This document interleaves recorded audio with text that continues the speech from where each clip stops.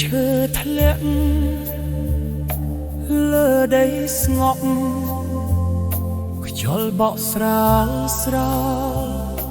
តាមព្រៃវត្តស្ដាប់ធម្មជាតិដោយចិត្តស្ងប់គ្រប់សំឡេងនាំសុខសាន្តសំឡេងស្លឹកឈើដូចភ្លេងធម្មជាតិបំភ្លឺចិត្ត